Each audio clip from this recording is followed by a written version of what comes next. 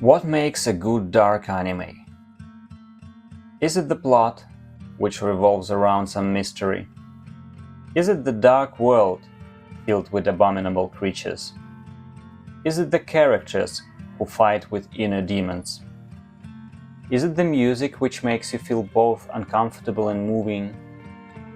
In this video, we will explore what features played a vital role in creating 10 powerful stories, which became a classic of their genre and created an everlasting impact on many souls around the world. Greetings! My name's Adrian Mist, and welcome to Mist Playlist channel. Today I'm gonna talk about my top 10 dark anime and their music. If you like anime and especially openings, you may have seen videos from my main channel, where I've been posting drum covers, often combining them with cosplay. That's why today I'm going to comment on music as well, which, in my opinion, plays a crucial role in creating a dark atmosphere. I decided to make this video because I wasn't satisfied with the top lists which I found on the internet. If you think that I'm wrong or overlooked something, welcome to the comments. I won't dive deep into the details of the plot in this video. Instead, I'll try to concentrate on the key features of each anime and the things that make them stand out. The video may contain some minor spoilers, but not many. One last thing. I'm going to talk about anime series only, so you won't see any full-length anime on this list. Now, let's get started. Number 10. Attack on Titan. I think this anime doesn't need an introduction. It has been recognized as the most popular TV show, not only anime, several times, including IMDb charts. And you probably have seen people wearing signs of the Survey Corps or doing this gesture. When I watched the first season back in 2013, not from the first attempt though, I was hooked by the mysteries which it introduced. The first 3 seasons were directed by Tetsuro Araki, the same person who directed Death Note. And you can notice that by the way the storyline is represented. It has a strong detective core. Almost every character has a skeleton in the closet, every new piece of information leaves more questions than answers, and you constantly feel the tension from the presence of some big mystery. Like in Death Note, we can see a game of chess unfolding right in front of our eyes. The difference is that not all the pieces are shown to us on the board. Soon I found out that the original manga gave away one of the biggest secrets right at the beginning. That's why I deliberately avoided reading it.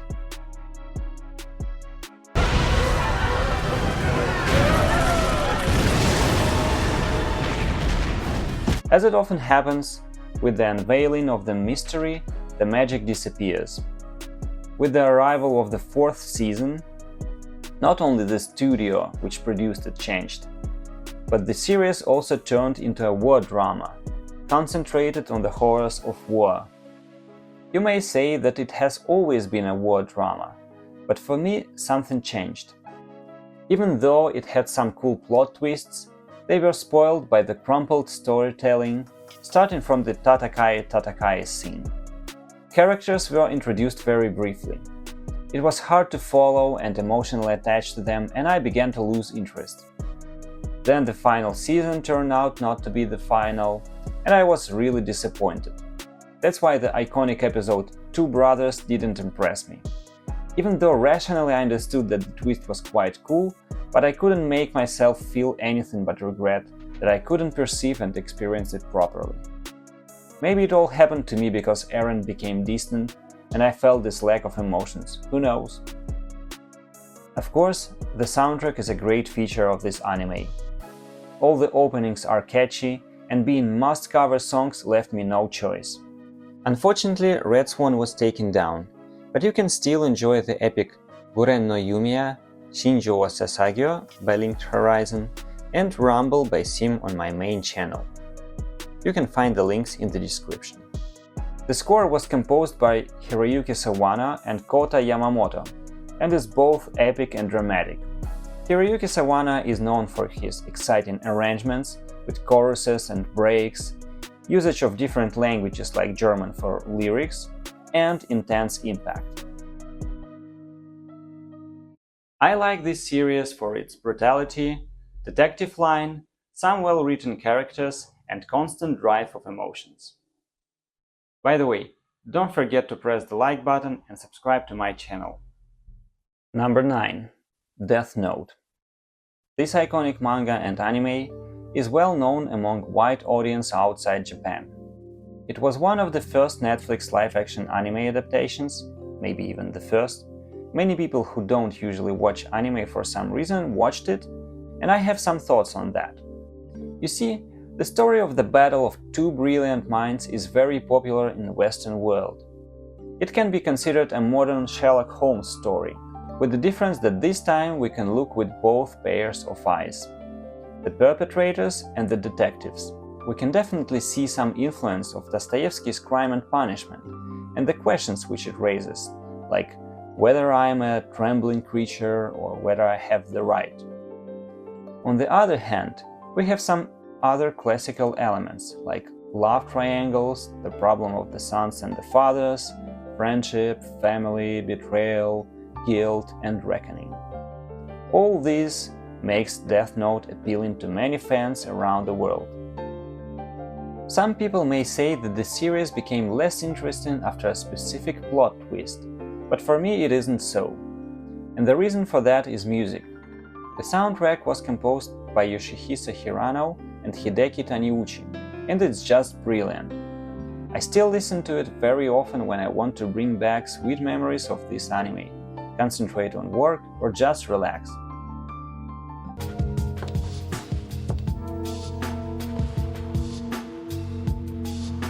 Nia's theme and Toward the Climax, which can be heard closer to the end of the anime, are so good, and in combination with the action on the screen, make me rewatch this piece of art again and again. Of course, I couldn't walk past it, so you can find covers and my interpretations of different tunes on my main channel, including the ending by Maximum the Harmon, and I can say I'm not finished with this soundtrack. Number 8. Hellsing. This anime has got some style for sure. I was thinking for some time on which adaptation to include, and I ended up with both, because each has some advantages and disadvantages. As it happened with another anime which is going to be on the list. The first adaptation was made when the manga hadn't been finished, and the creators had to conclude the story by themselves. It had a great atmosphere and 90s soapy picture. A bit faded colors create a cozy world where undead are getting silenced by the charming and powerful weapon of the Hellsing organization.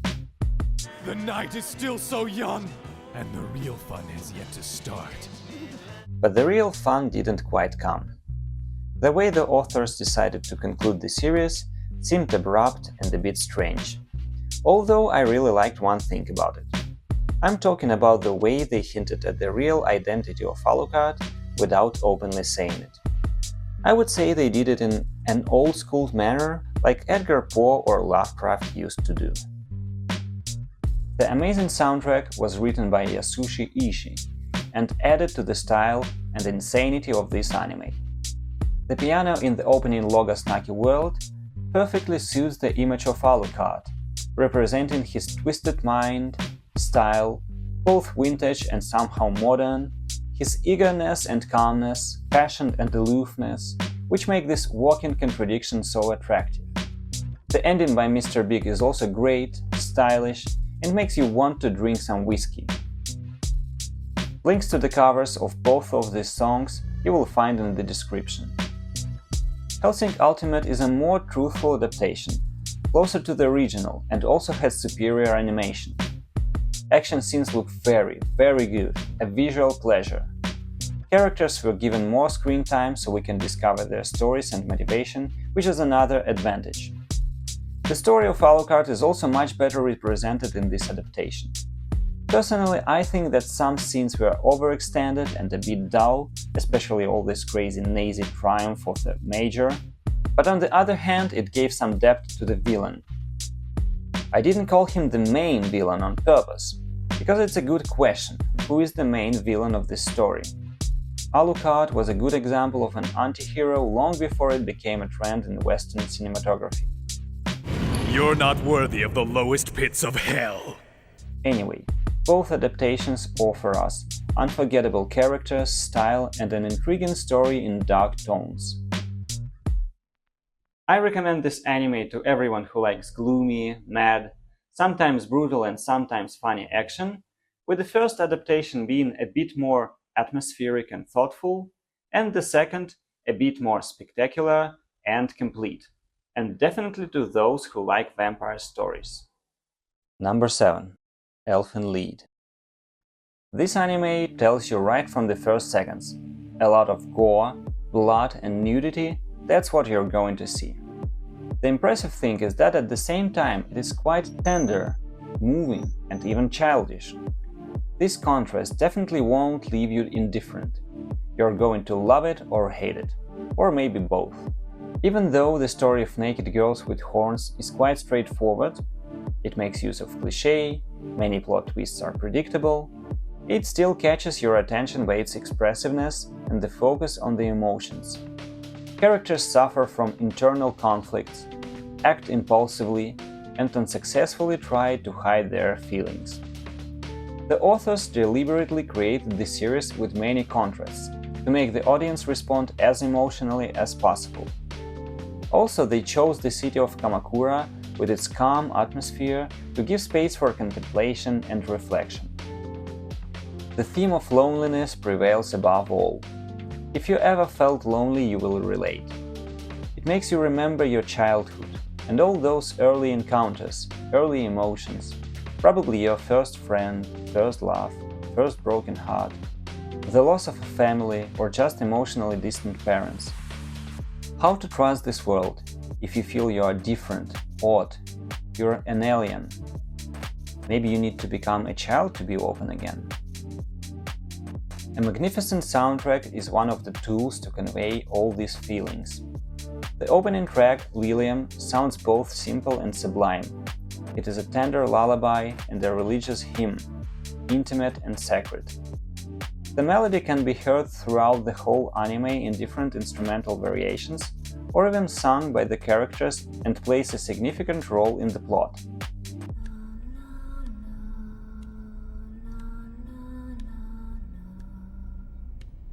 But I like the version with the vocals most of all, especially the progression, which can be heard closer to the end of the last episode.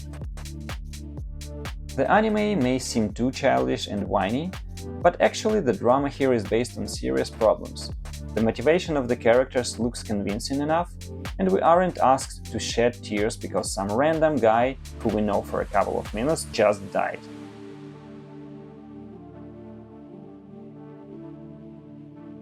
Overall, it's a nice and emotional story, with great visuals, intriguing plot, and memorable soundtrack. Number 6. Fullmetal Alchemist, Brotherhood. The story of Elric brothers has touched the hearts of many people. Don't get tricked by its obvious shonen features. This anime is not afraid to talk about mature topics. It widely shows us the horrors of war, the corruption of those who hold power, the loss of both parents and children, and questions many ethical problems. Of course, it has a lot of comic relief moments, but some episodes are quite dark and heavy. The detective line is combined with the mystical research of the nature of God, will, power. Characters are making many discoveries on their journey and learn usual values like friendship, love, loyalty, as well as more sophisticated ideas like the law of equivalent exchange. In Alchemist, we see quite a thorough approach to describing the mechanics of alchemy and other powers in its world, with the level of difficulty just right for an average viewer. On the one hand, we have alchemy with its usual attributes like the Philosopher's Stone, the idea of which was further developed and its mechanics described much better than, say, in Harry Potter. By the way, I have noticed an interesting similarity between the powers of Philosopher's Stone and Alucard's immortality in Hellsing. On the other hand, we have a mysterious entity, the Truth, which in fact isn't an entity but an idea, a fundamental principle or God if you like. Also, we have alchemy and the idea of 7 deadly sins, represented by the homunculi. All this, combined with many other features, make an exciting universe full of wonders. Of course, I have to mention that this anime is the second adaptation of the manga. Like in the case with Hellsing, the first adaptation was created at the moment when manga hadn't been finished, and thus it got a different ending and some other deviations. To be honest, I watched only the first 5 episodes, so I don't have much to say about it. Except for one fact: it has an amazing opening rewrite by Asian Kung Fu Generation. Speaking of openings, Brotherhood managed to gather probably the best set of openings. Each tune has its own emotions, but all of them are hits, which will be stuck in your head for quite a long time, probably until you die. They have great arrangement, vocals, some creative drum parts, which make them a good choice for a cover. Again, by Yui is still my most watched video on the channel. Among the endings, I would like to highlight the amazing Shunkan Sentimental by Scandal and Uso by Seed. Okay, the first 5 titles were a warm-up, and here comes the heavy artillery. Number 5. Tekhnolyze. If you survive the first 5 episodes, you will be rewarded with a solid noir story, set in Lux, a fictional city which combines future technology and charm of the beginning of the 20th century. Criminal groups fight for the power, holding katanas in their technolyzed limbs. The society is torn apart and concerned by the possible loss of their souls due to the body parts replacement. Imagine a combination of The Godfather and Blade Runner, but much darker and hopeless. And I'm not joking about the first episodes. Even when I watched it for the second time, I really wanted to turn it off.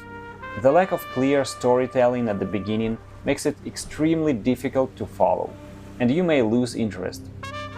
But if you're a fan of dark anime, this gem is definitely worth it. Funny that another anime with a similar combination of genres appeared at the same time, but there are a few things which make Tekhnolyze special.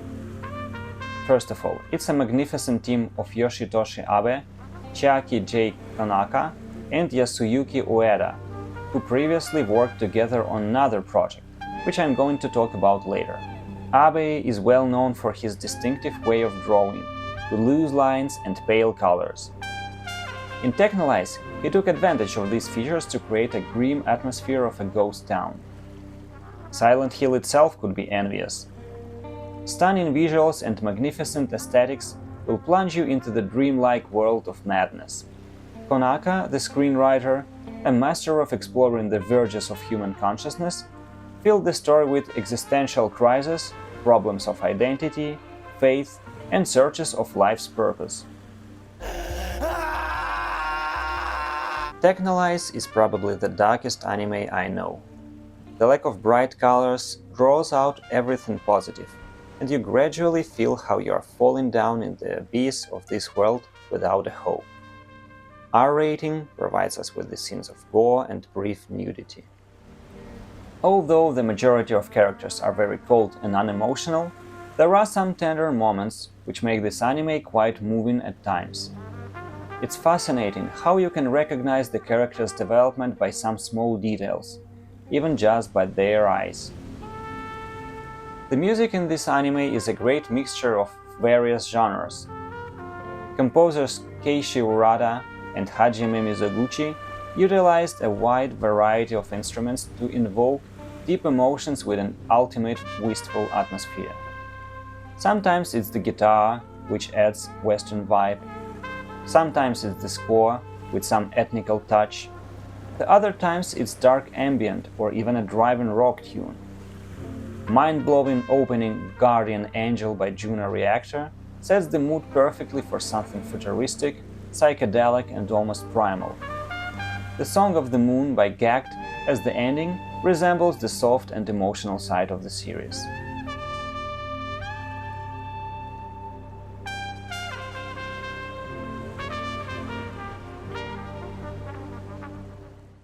A beautiful masterpiece in its genre, which, in my opinion, didn't get enough recognition. I recommend you to give it a chance and not to drop it after the first episodes, and also to plan some time to digest the story after watching it. Number 4. Neon Genesis Evangelion. This anime has blown many people's minds and continues to blow. A story which at first glance looks quite typical for anime: teenagers, school, everyday life, pantsu shots, cicadas and big robots. All this is a typical cocktail for many anime. どれどれ、何やってんの？ちょっと見せて。この程度の数式が解けないの？ But you can really feel that something's wrong in the very first episode, when Shinji meets his father. And scenes like this make this anime stand out from others. This anime is not just a story about children who had to grow up so early. It is a confession, a psychotherapy, something so personal, and if you know the story behind it, Hideaki Anno, the creator of the series, hadn't been in the best state of mind at that time, and had to undergo therapy. He had been engulfed by the idea of not escaping responsibility, and he decided to use this anime as a good opportunity to display it. The concept of the hedgehog's dilemma is one of the main in the series. On the other hand, we have a pretty complicated lore, a lot of specific terminology which describes the world of Evas and angels, and all that on top of religious symbolism, philosophy and detective line. It's not surprising that it's easy to get confused. And basically, this set of features describes the things that I love most. I like complicated stuff, when things are not obvious from the beginning, when you need to dig deep, layer by layer, dismantling the complicated story to simple and digestible pieces of information. We often hear some vague names like the Chamber of God, and it's hard to get your head around it without a degree in theology. But if we look at the core, we have a basic plot about people's relationships. Children and parents, for example, Shinji and Gendo, Ritsuko and her mother, Asuka and her parents, lovers, colleagues, and so on. But again, these relationships are not that simple. There are a lot of intersections between them, and we have to unravel this entanglement. As usual, one of the greatest features I like about this anime is its soundtrack. Phenomenal music created by Shiro Sagesu is a combination of classical score, piano, guitar, and even electric guitar and drums. The emotions range from disquieting marking time waiting for death to delicate hedgehog's dilemma and epic a step forward into terror. Some of the tunes remind me of Russian composers like Rachmaninoff. Iconic A Cruel Angel's Thesis sounds absolutely stunning even 30 years later and is easily recognized from the first seconds. Climb It to the Moon in different variations as an ending leaves you thinking over what had happened in the episode. I like this anime for its symbolism, deep psychological approach, great design and animation, complicated and interesting plot. Would definitely recommend it to everyone who has hidden meaning search syndrome. One side effect which prevents me from rewatching it too often: the anime is uneasy and leaves you with quite heavy feelings. Number 3. Serial Experiments Lain. So Lain. The anime starts with a pretty grotesque scene of a schoolgirl's suicide. Not bad, right? But then things get even more interesting when her classmates start to receive emails from her. This story reminds me of something. But anyway, it was the first time that the already familiar to us team of Yoshitoshi Abe and Chiaki J. Konaka worked together. Under the lead of producer Yasuyuki Ueda and director Ryutaro Nakamura, they created a very bold and complicated story for television. The series explores the phenomenon of the internet and our identities. Is my personality in the real world and on the internet the same? What is the internet? Can it affect our material world? Can we exist there? Lain raises many philosophical questions, as well as illustrates the psychological profile of schizoid and phenomenon of shadows. The anime has a pretty solid scientific foundation, and tells us about discoveries made in the 1950s-60s, like the Schumann resonances. It motivated me to do some research and find out about the inception of the internet and read books like The Center of the Cyclone. Sometimes it may seem like a conspiracy theory, but damn, it's interesting. Another outstanding trait of this anime is the way how the authors communicate their ideas. Some episodes may contain a lot of dialogues, while the other times you may not hear a single word for 5 or 10 minutes. Then suddenly information is presented as a narrative in a documentary. But the words are only one of the tools. Many little details are thrown here and there, and what you see on screen plays a significant role in order to understand the story. Probably 50% of the screen time we observe different wires, and they're not just a part of design, they're a part of the story. Of course, the sound has a crucial meaning. The hum of the power lines, the clatter of the keyboards create tension, and the general atmosphere of technological advancement, something inhuman. We don't hear birds or children's laughter, and pretty often we hear nothing, silence. The soundtrack in general is not actually music, it's sound design. It is comprised of percussion, pads, or even just noise.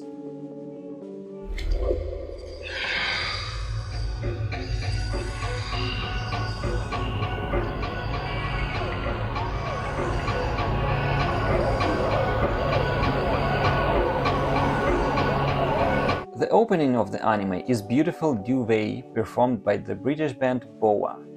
It is extraordinarily good, exquisite and moving. A tender and yet indifferent voice lifts you up and then brings you back down. Everything is light and weightless. Subtle strings and piano, unobtrusive and creative guitar, refined drumming and neat bass lines. As for the ending, I find it quite a strange choice. A ballad about an outcast sung by a husky-voiced man? Honestly, I don't understand what it's doing here, in this context. It looks like this anime was made by and for introverts. And even though it's dark and gruesome, it still makes me feel very cozy. Lain's plot is complicated, full of symbolism and references. However, sometimes we want something more straightforward, but yet intriguing. A story which is interesting to follow. Something unstoppable and brutal, with characters that can become your dear friends. A story about love, war, friendship, betrayal, and sacrifice. A story for ages.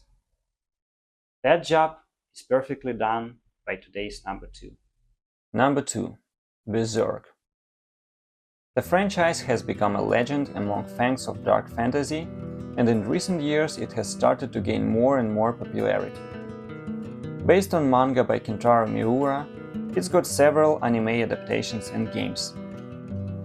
I came across this franchise for the first time in 2001, when I played the game The Sword of Berserk, God's Rage, on Dreamcast. I didn't even know about the existence of something else besides the game at that point. Now, I'm talking about the first anime adaptation only, because the other TV series are controversial. I'm not taking the Memorial Edition into account, because it's a combination of full-length movies with some additional scenes. The 1997 series is an adaptation of the Golden Age arc of the manga, which is considered to be the best arc. I think the title Golden Age speaks for itself. You really see the characters shine. Glorious victories, youth, friendship forged through numerous battles, dreams and hopes. Of course, they face hordes of enemies, conspiracy, betrayal, but until they stay together, they can handle everything. Until. The original manga is a real masterpiece and has become a classic. If we were talking about manga, I would have definitely given the first place to Berserk. The adaptation of 1997 left some important things out, but in this particular case I find the decision an advantage, because it made the storytelling more seamless and the ending inconceivable. The animation was good enough, but it's nothing in comparison with manga. Also, The anime avoids nudity and obscenity of the original work, making it accessible to a wider audience. The series revolves around the idea of a dream and finding your own path. The conversation, which was overheard by gods on the stairs, plays one of the main roles in the story. It's the point when we start to understand the significance of choosing your own destiny.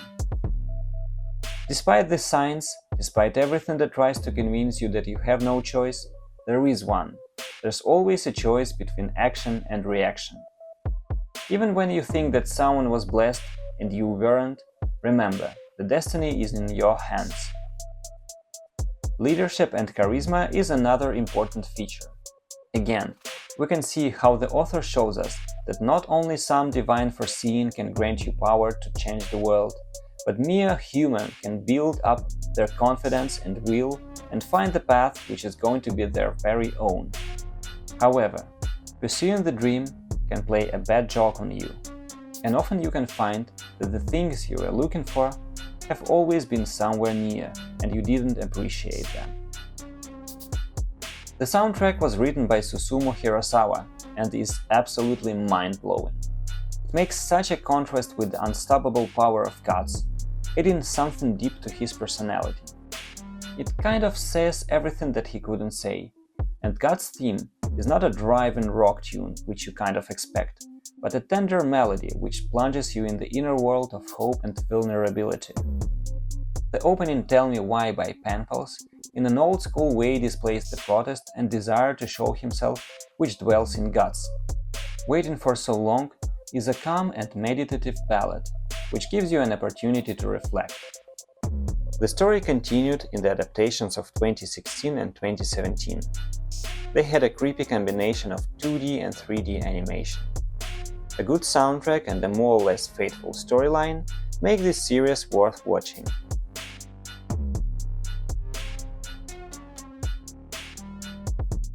Unfortunately, Kentaro Miura passed away in 2021, without finishing the manga. We were lucky enough to have the story continued by his high school friend Koji Mori and people from Studio Gaga. Even though Miura confided Mori in his plans, of course it's going to be a different story, and we will never know how Miura would have actually finished it. The time has come for number one, and it's Ergo Proxy. If you've never heard about it, don't be upset. It only means that you have a beautiful gem in your hands, which is going to bring you a lot of pleasure and fun. Of course, if fun means for you complicated storyline, references to Western philosophy, psychological whirlpool of self-hatred and existential crisis. But honestly, I had a lot of fun watching it. Even though the general tone is very grim and dark, there is one beautiful character that is going to make you smile not once. And of course, my personal favorite episode, Busy Doing Nothing, which I find very funny.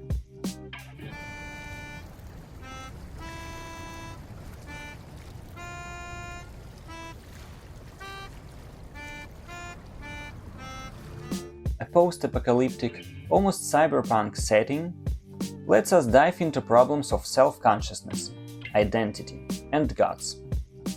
Nothing really new actually, but the atmosphere, the design, the characters, everything is immaculate. Robots standing on their knees and praying, a mysterious creature devastating the sterile world of Ramdo, a beautiful blue-eyed detective is assigned to investigate the case. All that makes a solid plot in itself, but the grotesque and mysterious scene at the end of the first episode made me instantly love this anime. The series contains many peculiar details, from talking names, allusions to myths and philosophical conceptions, to pop culture references. According to the interview with the creators Shuko Murase and Dai Sato, much of this symbolism wasn't recognized by the audience in Japan, because a lot of it was based on Western narratives. The anime is a fusion of different ideas, styles and cultures. Some episodes have completely different vibes and sometimes reminds me of Samurai Champloo. Even though it can make following the story a bit difficult, each episode has something interesting to offer. Like in Tekhnolyze, the eyes of the characters bear a great significance and not only make them look vivid and memorable, but often convey the changes in their personality. Funny, but the list of similarities doesn't end with that, which can be a subject for a long discussion. I want to officially declare that this anime has got the best combination of an opening and an ending which I have ever heard.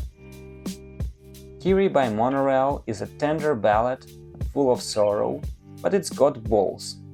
The powerful chorus blows you away, swallows and makes you wander in your thoughts.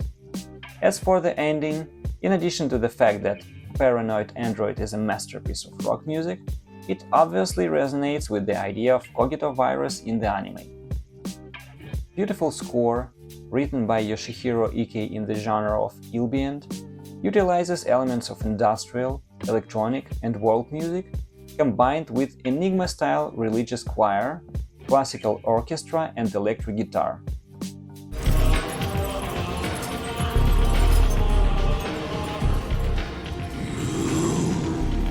Interesting fact: the music producer was none other than Yasuyuki Ueda, who worked on serial experience Lain and Tekhnolyze. You may not find anything special in this anime, but it is special for me. And it was the first anime which I started to rewatch right after finishing it for the first time. Wherever there's darkness, there is light. Anime like these help find light even in the darkest of times. Somehow they help overcome difficult situations and find motivation to move on even when it seems that there's no way out. There are many other good dark anime which for multiple reasons didn't make it to the top. If you'd like to learn more about dark anime, games and music, please subscribe and don't forget to like and share this video. Also, you can check out my main channel with drum covers.